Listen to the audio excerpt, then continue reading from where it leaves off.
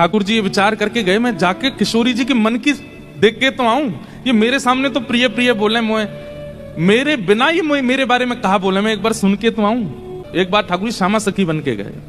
कैसी सखी?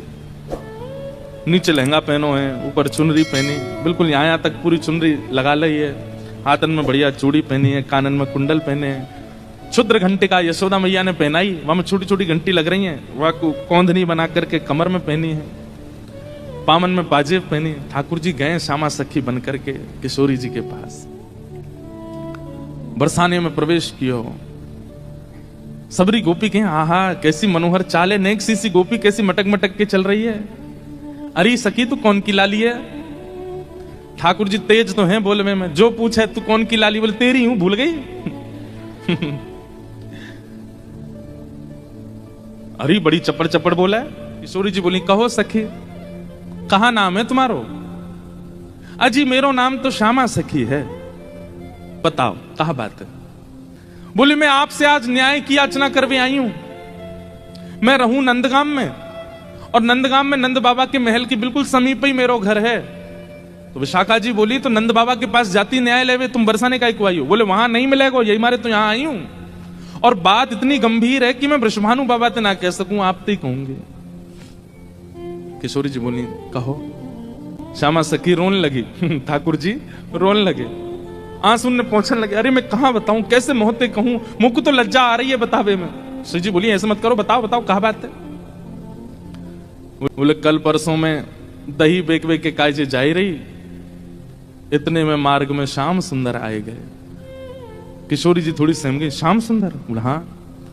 अरे तुमने उनको बड़ी प्रशंसा सुनी है, उनकी बड़ी महिमा सुनी है, पर तुम उनके अंदर की नहीं जानो। मेरे सामने एक शब्द नहीं बोली उनके बारे में।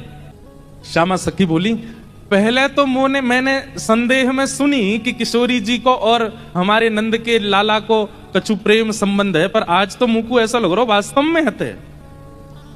किशोरी जी बोली नहीं नहीं ऐसी कोई बात नहीं है, ये तो सब तुमने ऐसी नहीं नहीं नहीं मुंह को तो लग रही है ऐसा। आप इतनों कैसे जानो वाक्य के बारे में, इतनों कैसे मानो वाक्य के बारे में? किशोरी जी एक बात बताऊं? बोले हाँ। बोले मैं अकेली नहीं हूं शिकायत करने वाली, ऐसी अनेक बैठी हैं। आपको ऐसा लग रहा है कि श्याम सुंदर तो केवल लीला कर रहे हैं, पर इस वक्त यही समय श्याम सुंदर कोई और सखी के संग भी ऐसी क्रिया कर रहे होंगे, वहां को मार्ग रोक रहे होंगे, वहां के हाथ पकड़ रहे होंगे, वहां की चुनरी उड़ा रहे होंगे, वहां की मटकी फोड़ रहे होंगे, और नया विश्वास हो गए। आपको अगर बहुत प्रेम है तो आप श्याम सुंदर को पुकार के देख लो, यदि वो आ जाएं तो मैं मान जाऊंगी। आएंगे ही नहीं। ठाकुर जी कह रहे मैं तो सामने ही खड़ा हूं, मैं कैसे आऊंगा? किशोरी जी से कह रहे हैं ललिता विशाखा है भूल जाओ, बाकी सब बातें न भूल जाओ। आपको प्रेम है ना श्याम सुंदर से, तो मैं आपसे शर्त लगाए के कह रही हूं आप पुकारो, और यदि श्याम सुंदर आपके सामने आए गए तो जीवन भर आप दोनों की चाकरी करूंगी। ये श्यामा सखी को वचन है आपके लिए, बुलाए लो। किशोरी जी बोली देख मोते मत बोले, मैं जानू, मुझको प्रबल विश्वास है कि श्याम सुंदर आ जाएंगे, मैं बस देर लगाऊंगी और दौड़े दौड़े आएंगे। श्यामा सखी बोली आज है जाए, बुलाए के देख लो आ जाए कि नहीं। किशोरी जी तुरंत नेत्र बंद करके बैठी, नेत्र बंद करके किशोरी जी स्मरण कर रही हैं श्याम सुंदर को, और जब कह रही हैं कि हे श्याम सुंदर मैं तो आपकी दासी हूं, जबकि ये बात गलत है। ठाकुर जी दास मानते हैं अपने आप को किशोरी जी के चरणों का, लेकिन आज किशोरी जी ने वास्तव में तो बात यह है कि जैसे ही नेत्र बंद किए हैं किशोरी जी ने और स्मरण करना प्रारंभ किया, कहां है श्याम सुंदर, कहां है मेरे प्राणनाथ, कहां है मेरे जीवन धन। तो जैसे किशोरी जी ने नेत्र बंद करके स्मरण किया तो किशोरी जी पूरे ब्रजमंडल में भ्रमण कर आई, लेकिन ठाकुर जी नहीं मिले। किशोरी जी बोली हाँ श्याम सुंदर गए कहां, आज मेरे प्राणनाथ गए कहां? और ध्यान लगा करके देखो, श्याम सुंदर किसी गिरी कुंज में तो नहीं बैठे, कहीं यमुना तट पे तो नहीं बैठे, कहीं दूर तो नहीं चले गए, दिख क्यों नहीं रहे हैं? और तभी किशोरी जी को ढूंढते ढूंढते ढूंढते दिखाई दियो बरसानो भवन। किशोरी जी कह रही है बरसानो भवन क्यों दिख रहा है? तभी किशोरी जी को दिखाई दियो अपनो ही निकुंज, ये मेरो निकुंज काई को दिखाई दे रहा है। अरे अरे कहीं ऐसा तो नहीं श्याम सुंदर यहीं कहीं छुप करके बैठे हैं? और मन में ध्यान से देखो तो किशोरी जी को अपनो ही अंतःपुर दिखाई देने लगो। किशोरी जी बोली मेरे अंतःपुर में तो केवल ललिता है, विशाखा है, मैं हूं और श्यामा सखी, और ध्यान लगा करके देखो तो क्षुद्र घंटिका दिखाई देने लगी जो श्यामा सखी ने पहन रखी है। किशोरी जी बोली ये क्या क्षुद्र घंटिका, ये तो मैंने अभी कहीं, अरे ये तो श्यामा सखी की कमर पे देखी। और जब और ध्यान लगा करके देखो तो घूंघट के भीतर कमल नैन मटक रहे हैं, इधर उधर आंख मटका रहे हैं। तुरंत किशोरी जी ने नेत्र खोल करके गई, श्याम सुंदर आप तो सामने ही खड़े हो। और जैसे ये बात कही ललिता विशाखा दौड़ करके कहां है कहां है कहां, बोले यही श्यामा सखी, पकड़ो याकू। ठाकुर जी दौड़ने लगे वहां से, इतने में ही पकड़ ली और पकड़ करके जैसे ही चुनरी उतारी, आहा श्याम सुंदर तो सामने ही खड़े। कैसा प्रेम है ये प्रेम, इसको आप संसार में घटा ही नहीं सकते हो। अब तो ललिता विशाखा पकड़ करके खड़ी हैं और ठाकुर जी की ऐसी बेणी, आहा अंदर बिंदी लगा करके आए, काजल लंबो लंबो खींच के आए, अपने घुंघराले केशन की बढ़िया बेणी गूंथ करके जैसे कोई छोरी तैयार हुए ऐसे बन के आए। किशोरी जी बोली पकड़ के रखो अब इनको, ने रज रज के देख तो लूं आज, हैं सामने आए कि श्यामा सखी बन के अपनी बुराई कर रहे हो मुझे। अरे श्यामा जू मैं तो आपके हृदय की जानवे आयो कि आप मेरे बारे में कैसी विचारधारा रखो, मेरे बारे में आपके हृदय में कैसे भाव हैं। किशोरी जी बोली तो कहा सुनो आपने कैसे भाव हैं। बोले मुंह को ऐसा लगो करता हो कि मुंह से ज्यादा प्रेम कोई ना कर सके या संसार में, पर हे श्यामाजू आज आपके प्रेम के भाव पर तो मैं भी बिक गयो। आपको प्रेम तो अटूट है। अरे आप तो ऐसी हैं कि आप बैठी कहीं भी हों लेकिन आपके चिंतन में सदा मैं विराजमान रहूं। मैं कहां जाऊं, कहां करूं, कहां खाऊं, कहां पीऊं, कैसे आऊं, आपको सब पता है। किशोरी जी ने कही आज एक काम करो, बोले कहा द्वार सब बंद कर दो, चटकनी लगा दो, आज जान नहीं देंगे इनको, आज यहीं बैठाओ। बड़ी श्यामा सखी बन के आई हो, इधर आओ। ठाकुर जी बोले श्यामा जी मैं आपके चरणन को पूजूं, आपके हाथ जोड़ रहा हूं, मुझको छोड़ दो। बोले ना आज तो याकू नई दुल्हन बना के यशोदा के पास ले चलेंगे और यशोदा जी से कहेंगे देखो हमारे गांव की एक नई दुल्हन आई है, अभी अभी ब्याह भयो, याकू आशीर्वाद दे दो। और जब यशोदा मैया अपने लाला को चिर सौभाग्यवती जब आशीर्वाद देंगे तब आवेगो आनंद।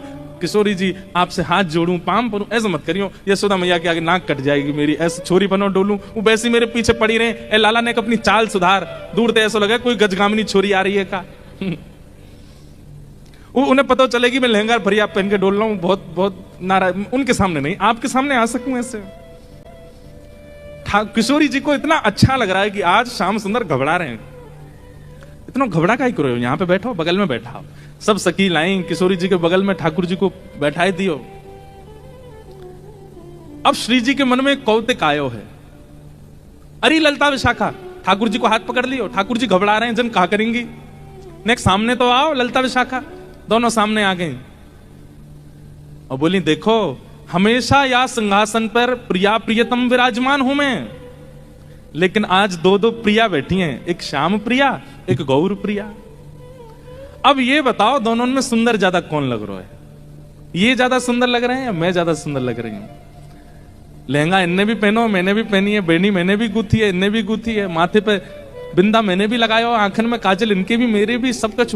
अब तुम दोनों बताओ हम दोनों में सुंदर ज्यादा कौन लग रहा है। श्याम सुंदर ऐसे रो मत, मुस्कुराओ, कचुकर थोड़ी नहीं हूं मैं। ठाकुर जी मुस्कुराने लगे, अरे ललिता बताए दे आज सुंदर कौन है।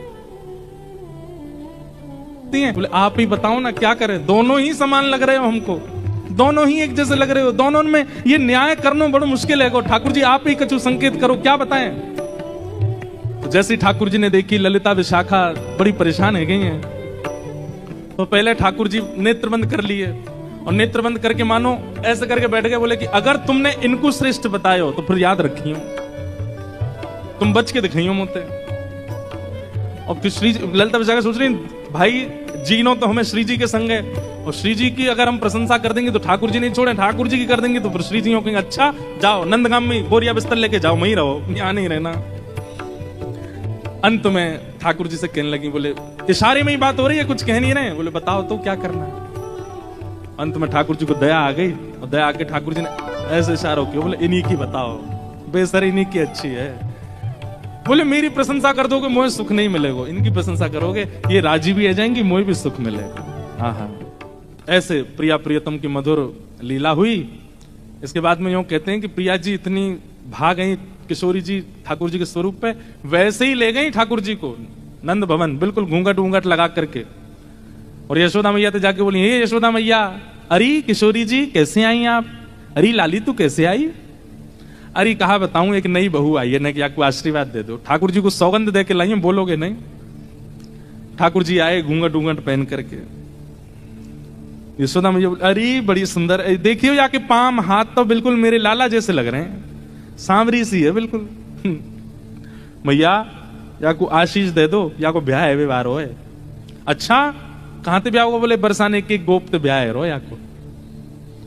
मैया बड़ी निपुण है, खानो बनानो जाने, नाचनो जाने, गानो जाने सब।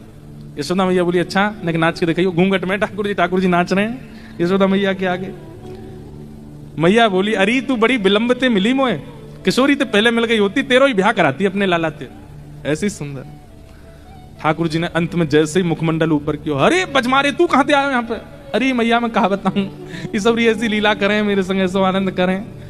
यशोदा मैया बोली, अरे श्यामाजू गलती तो छोरा है वो, या लक्षण सब छोरी कैसे हैं? केवल नाम को छोरा है, बाकी खान पान पहन चाल वाल सब छोरी किसी आके।